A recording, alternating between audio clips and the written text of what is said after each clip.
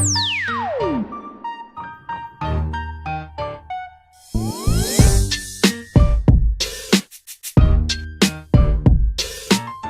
just like that, we are back. Week 3, episode 3 of Buffalo Boys. Welcome, ladies and gentlemen. It is your co-host, Ryan, along with Todd.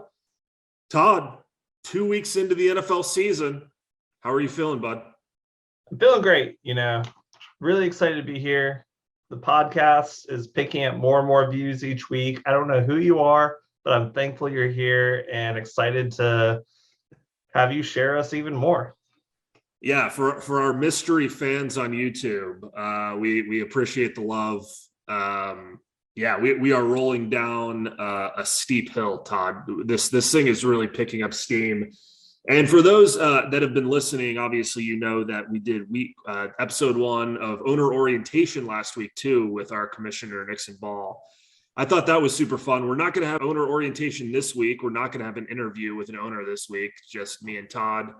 But we will return with that in the future. We've got some great guests lined up, so excited about that. But before we begin episode 3, Todd, what are you sipping on? So glad you asked, Ryan. I'm sipping on a North Carolina brewery classic here. It's Burial Brewing, but it's the best of both worlds here. It's a collab with Jay Wakefield. They say it's a wine barrel aged barley wine with Tahitian vanilla, Mexican vanilla, and bourbon vanilla beans. I haven't had it yet. I'm really excited to. I've been aging it for about 2 years, and it smells like it was worth it. Wow. Awesome. I'll let you know. Okay. That sounds terrific. Holy cow. It is big. Nice. It is something. Okay, I'm gonna need a more in-depth description than that later on in the show as it warms up, as you get more tipsy. But as far as what I'm drinking on, I picked this up today. It's called the Lizard King by Pipeworks. They're out of Chicago. It is a mosaic hopped pale ale. Ryan, I hate to do this to you, but Buffalo. Oh, and just like that, our first Buffalo of the week, week 3. Thank you, Todd. Always keep me on my toes. Always. If I may, I don't want to chug this. Perhaps I'll owe you a chug. You can have a substitute at your choosing. Okay, I will send you a chug this weekend. Perfect. It's only 6 in change %. Wow. I mean, tastes great though. Definitely get that mosaic. It tastes like some really good IPAs that I've had.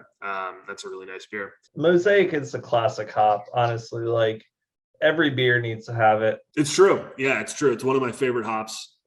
It's a great one. All right, Todd. Well, now that we have begun to sip, it is time for Buffalo Boys episode 3. Our first segment, as you know, quality control coach of the week. This is in celebration of the WPFL owner who had the best week. Todd, take it away. Thanks, Ryan. Quality control coach of the week. I'm going to double up here. We're going to honor both Jimmy and Neil. They started their optimal lineups. They literally left 0 points on the bench. Whether the benches are good, I can't speak to that, but they started their right lineup. Wow, that's huge. 2 quality coaches of the week. Now, obviously, if they're quality coaches, there have to be clown coaches or clown owners as well. Todd, are we seeing 2 clown owners this week?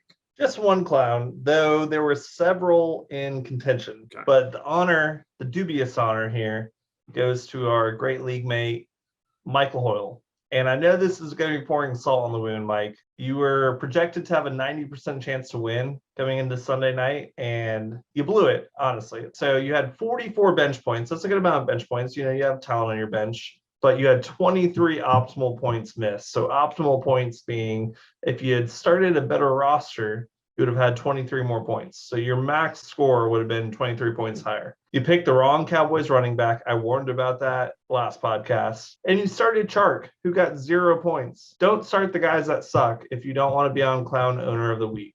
You heard it here first, owners. Take heed in what Todd is telling you. Sorry, Mike Hoyle. Somebody had to be Clown Owner. It is you this week. Better luck next week, bud. Now that we've identified our two quality coaches of the week and named our clown owner of the week, it is time to recap our bold predictions from last week. Todd, what was your bold prediction and how did it turn out?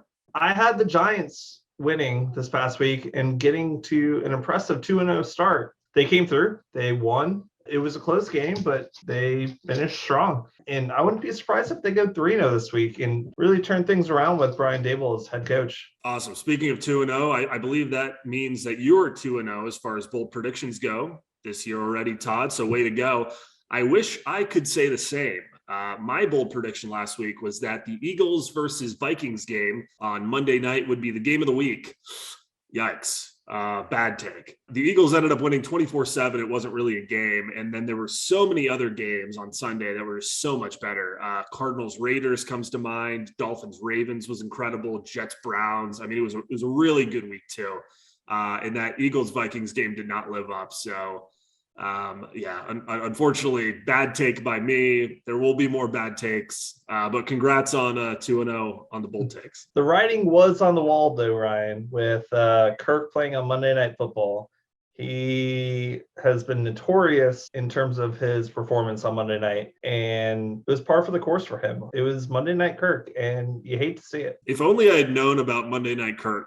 I should have read more about him, but you win some, you lose some. All right, Todd, well, moving on. Quick hit stats. Would love to hear some of those that you've collected. Hit me. Gladly, Ryan.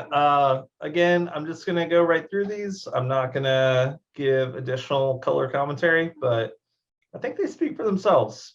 So I'm going to start with the NFL quick hits. So in terms of real professional football, in primetime games, Aaron Rodgers' average margin of victory is 15 points over the Bears. Favre's was 16, and I wrote this before they even played, and he won by 17 points. It's too easy at this point. For the Bengals, Joe Burrow has had 13 sacks for 73 yards. Do you know what 73 yards is, Ryan? It's 1 yard more than Najee Harris has even gained from the line of scrimmage in 2 full games.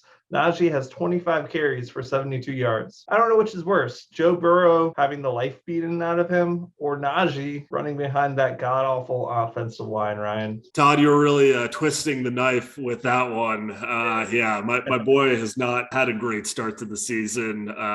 Steelers' run game is atrocious. Our pass game is not much better. Luckily, the steel curtain's back, baby.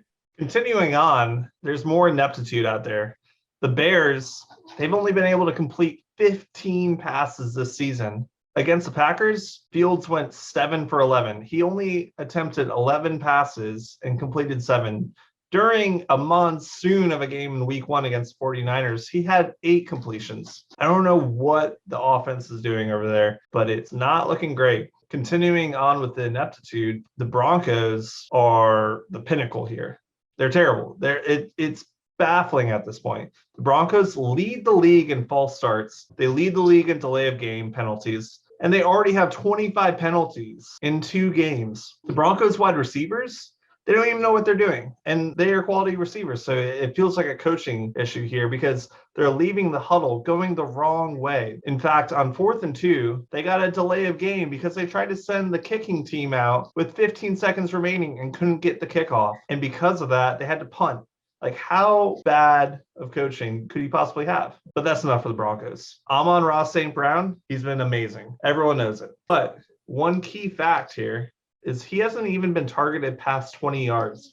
All the damage he's been doing, getting his 8 receptions per game, has been within 20 yards and then tons of yards after the catch. Another player that's been quietly crushing it has been Trevor Lawrence. He's currently 4th in EPA per play. And now while his fantasy stats don't quite show that, I think he's going to start having some really good games here. But back on the other side of the spectrum, the Bengals are dead last in rushing success. They spent a ton of money in this offseason to get better offensive linemen, and it hasn't improved anything. They're basically doing what they did last year, but they're paying a lot more for it. And this is evidenced by the Bengals having 10 plays for negative yardage. To me, that's a lot. And then one of the craziest plays I've seen, honestly, in my lifetime, the Seahawks, they had 4 running backs on the field, and they had DJ Dallas throw the ball. He's not LaDainian Tomlinson. He doesn't know how to throw the ball. He lofted it up and got picked. It was one of the worst plays I've ever seen in my life. And then lastly, for NFL quick hits, the Lions are rushing for 7.2 yards per carry right now. Just a ridiculous amount. Moving on from NFL quick hits, we're going to get some West Park Fantasy League quick hits here. First quick hit, 5 of the top 14 kickers on the season are unowned. We've been notorious with our kicker valuations, but it doesn't seem to be getting any better, Ryan. Doug owns the second lowest scoring fantasy defense, and that's not of any team in the league. It is literally the second worst scoring fantasy defense through 2 weeks. It's a team near and dear to our hearts, the Commanders. You hate to see it, honestly. Moving on, of the top 14 scoring wide receivers on the season, there are 5 teams with 2 wide receiver ones. There's a consolidation of talent here that you'll see across our wide receivers and our running backs. So what that also means is 5 teams don't have a single wide receiver one. Conversely, 4 teams have 2 running back ones, and then 4 teams don't have a running back one. In terms of way too early draft analysis, the worst ratio of points earned against auction dollars spent goes to our great commissioner with drafting Alvin Kamara for $55. He's earned, albeit with one missing week, only 6.1 points so far, which means those dollars were only worth 0.11 points per dollar spent. If we want to consider only players that have played both weeks so far, that dubious honor would go to Neil for drafting Darnell Mooney for $10, and yet Mooney only scoring 1.4 points so far for a total of 0.14 points per dollar spent. That's a wrap on West Park Fantasy Quick Hits. Todd, I really think you've outdone yourself with judging people's draft values after week 2. And I guarantee that you're going to get shit about it once this episode comes out. And I can't wait to hear about it. So likewise. All right. Well, as it is week 3, we were supposed to do this in week 2, but we had a little scheduling conflict and we had to record early with Nixon.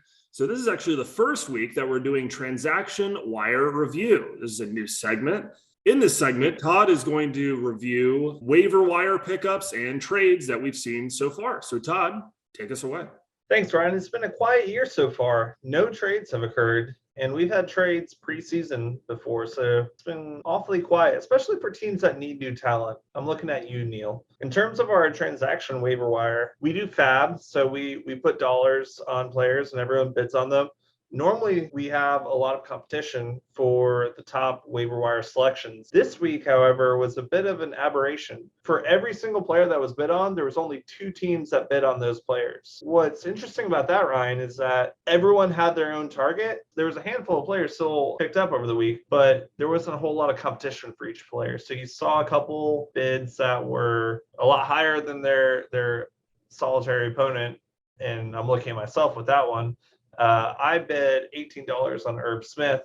Jimmy bid $1. I went way too hard, but I definitely see him being a tight end 1 for the rest of the season. I mean, he's already tight end 15, and he's only played 1 game. So the tight end depleted teams out there really should have been looking. I don't know if it's too early to say this, but based on the waiver wires that we saw yesterday, who do you think is the winner and the loser this week? In terms of value, Ryan, I would say that I got the worst value by spending $18 on Herb Smith. However, I think it's going to play out well in the long run. And I don't think there was the best value on the waiver. There wasn't any great wins or really great players this week. So I think we're going to turn our eyes to next week to hopefully have a solid waiver wire contender. Well, Todd, before we look into the future, we must look to our past. And before we go through our week 3 matchup rundown, let's first take a look at week 2's matchup rundown and see how we did in those predictions. Thanks, Ryan. Yeah, week 2 was very strong for us. You know, I finished with 6 of the 7 games correct. You finished with 5 of the 7. We had one main difference we advocated for, and we both got me winning over Dave wrong. Outside of that, we were starting with a pretty solid track record here. So I think our coming picks are going to be very fortuitous. Well, let's hope so. And speaking of that, week 3 matchup rundown. This is the segment where we go through each of the matchups in the WPFL and decide on a winner. Let's selfishly start with my game against Mims. As you remember, Todd, Mims was somebody who I thought at the beginning of the season was going to compete for the title. He is 0-2, and his team has looked awful. According to ESPN, I am favored by less than a point. However, I love me in this game.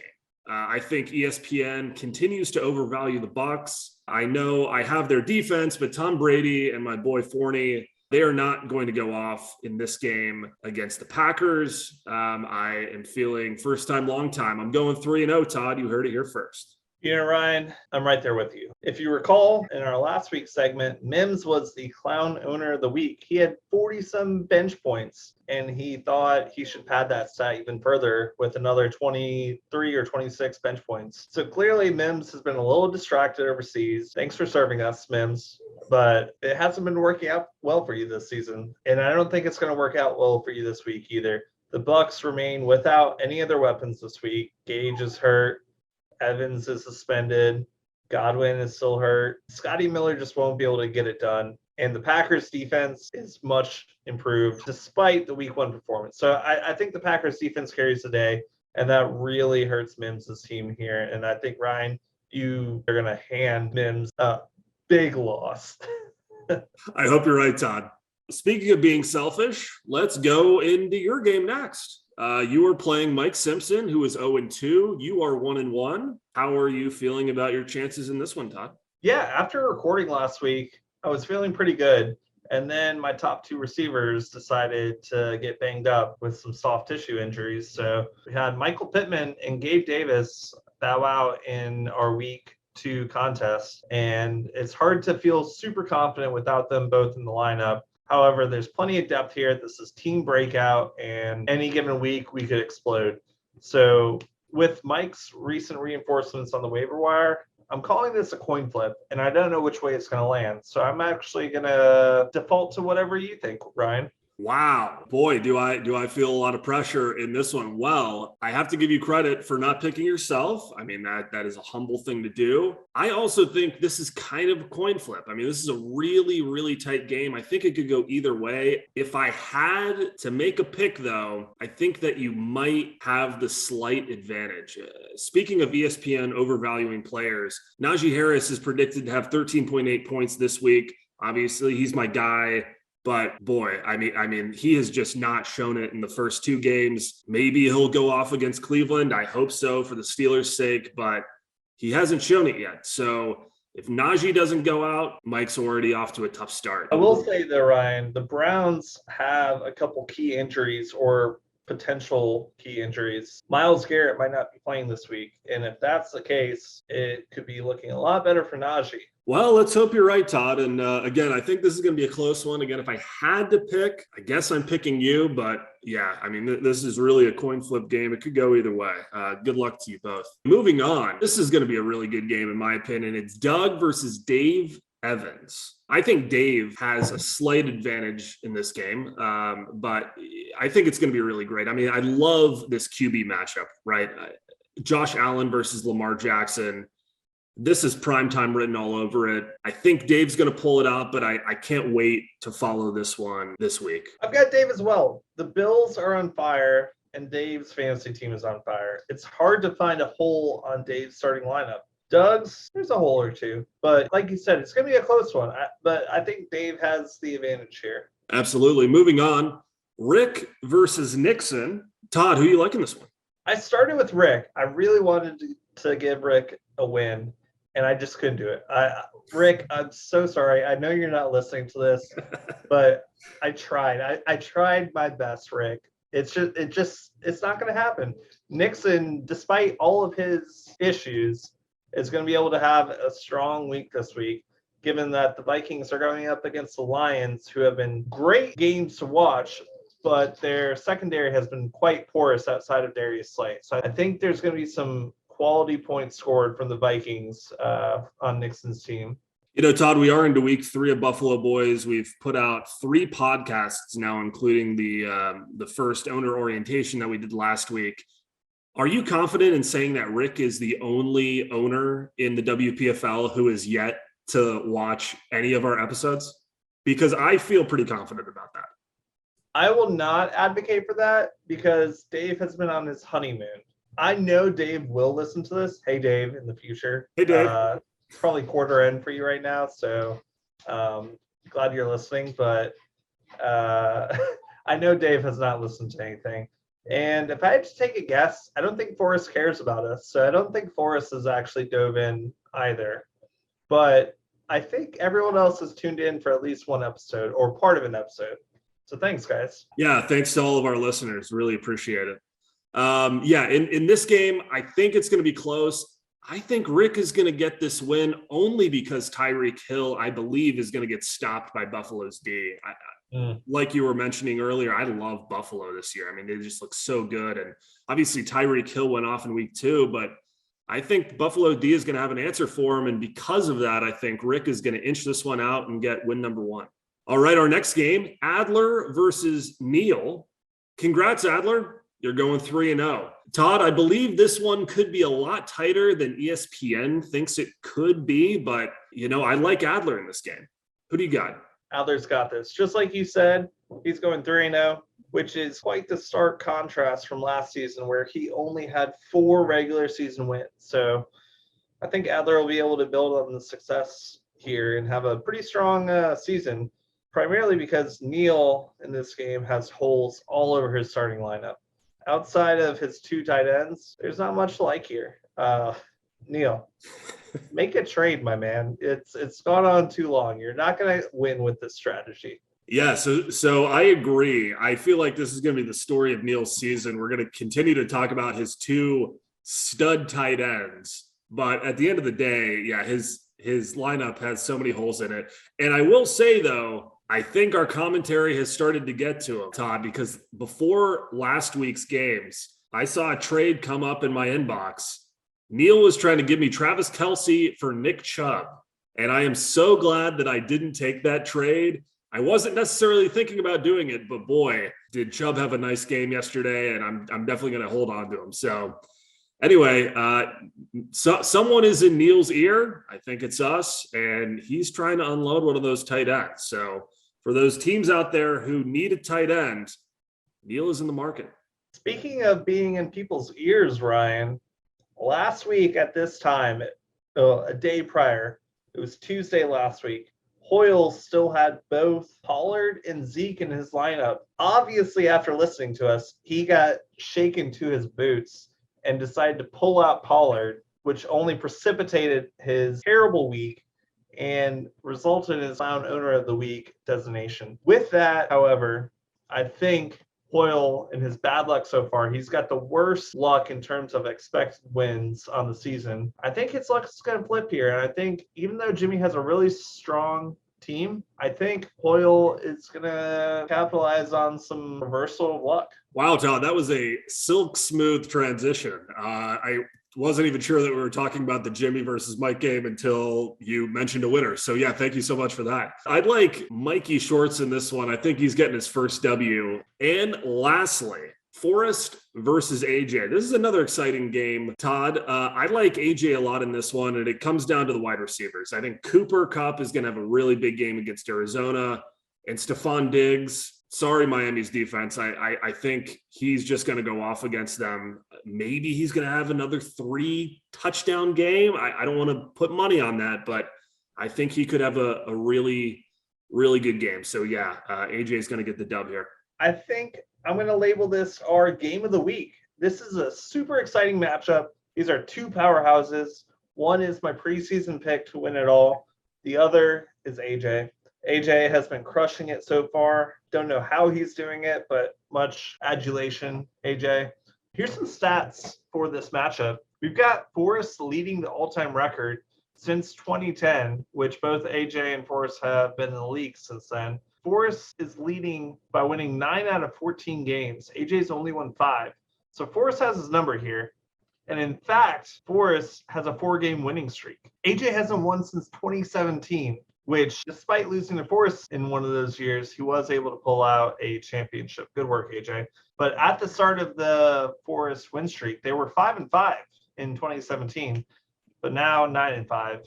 So it hasn't been good for AJ last couple of years. I love that game of the week. Now moving on, breakout of the week. I don't know who yours is, Todd. Mine is Josh Allen. I think he's going to have a monster game against Miami. I keep talking about this game, but I mean, I see a total score of like 90 points in this game. I mean, I think it's just going to be a barn burner. Obviously, the Dolphins defense is not the best. They allowed 38 points to a team with another great quarterback in the Baltimore Ravens last week. Josh Allen has been having a huge season so far. I think he's just going to score at will. He's going to have a huge week. Josh Allen is very palatable here. I can see a big week for him, and that also led me to pick Dave over Doug. But I think a more interesting breakout of the week is someone who hasn't been doing quite as well as Josh Allen, and that's Kyle Pitts. I don't have any stats to give you. I just have a gut feeling that he's going to turn it around.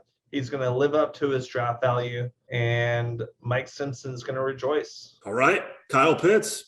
Let's see what happens in week 3. And moving on, bold predictions. Todd, I had my bold prediction written down, and truly this is the definition of a bold prediction. You were talking about this person's team earlier in the show, how they're not having a good season, not well coached. After hearing all of that, I'm not feeling great about this bold prediction, but hey, that is the name of the segment. I got to be bold. I think Russell Wilson is going to figure it out on Sunday Night Football this week. I think he's going to have his first 20-plus point game of the season in fantasy football against San Francisco at home in Denver. I don't necessarily know if that's going to translate to a Denver win. As you were saying, they're not a very well-disciplined team, but I think Russell Wilson's going to figure it out, and he's going to get over 20 points for the first time this season. I don't know. I think Mr. Unlimited is currently limited in terms of his points. And I know Nixon's going to be laughing at that or chuckling or just like smiling on his walk when he listens to this. So that one's for you, Nixon. I have a hard time seeing that bold prediction coming true, but I'm glad it's quite bold. In terms of my bold prediction, I wanted to look at the season as a whole. After the first 2 weeks, Micah Parsons has been blowing it out of the water, and he's been continuing that production from year one. I'm going to say a bold prediction this week is that Micah Parsons wins Defensive Player of the Year. He's going to rip it from Aaron Donald's hands now that TJ Watt is not in the picture. Micah Parsons, one supporting stat here is that he has the most sacks in his first 18 games of his career out of any player ever. He has hit the ground running, and he is going to keep doing that the rest of the season. That's an incredible stat. Okay, that is a bold prediction. We'll have to remember that for the end of the season. Now, usually our episodes would be done after bold prediction, but we've got a brand new segment for you all, for all the Buffalo listeners out there. What do we call our fans, Todd? The Buffalo Boys as well? I don't know. We'll let the audience come up with their name. You know, usually the fans like to have a prescribed name. That's true. Yeah. Okay. All of our fans, make sure to comment below what you would like to be called from now on the Buffalo Boys podcast. All right. Our last segment this week for week 3, it's going to be Weekly Wager. Todd, take us away on this one. Tell the folks a little bit about what Weekly Wager is, and tell us your Weekly Wager. Weekly Wager is a great segment. The goal here is to stir up some controversy, stir up some betting, stir up some money moving hands. We're going to create a proposition for anyone in the league to bet on. This proposition will be allowed for up to 3 people in the league, first 3. So if you're listening to this on debut, I hope you get on this bet before everyone else does, because it's going to be a hot market. So 3 people, $5 bet, low stakes. We're going to keep this fun each week. There's going to be a lot of bets, so only $5. My weekly wager for the league and all of our listeners is that Nixon beats Rick, and he covers the current ESPN spread of 3.1 points. Currently, ESPN has Nixon winning by 3.1 points. I think Nixon covers that, and Rick doesn't even come close. If you think Rick will win or lose by less than 3 points, post in the chat, and we'll touch base next week. Wow, Todd. Well, thank you for that. I mean, as you know, I picked Rick in this game, so I guess $5 is already down on the table. You've got at least one person. I can't wait to hear who else wants to take your money or lose money to you. I guess we'll see. Let's go. All right. Ladies and gentlemen, well, that was Buffalo Boys, episode 3. We're looking forward to a great week. As always, make sure to like and subscribe if you're enjoying the content, and look forward to seeing you all next week. Have a good one, Todd. You as well, Ryan.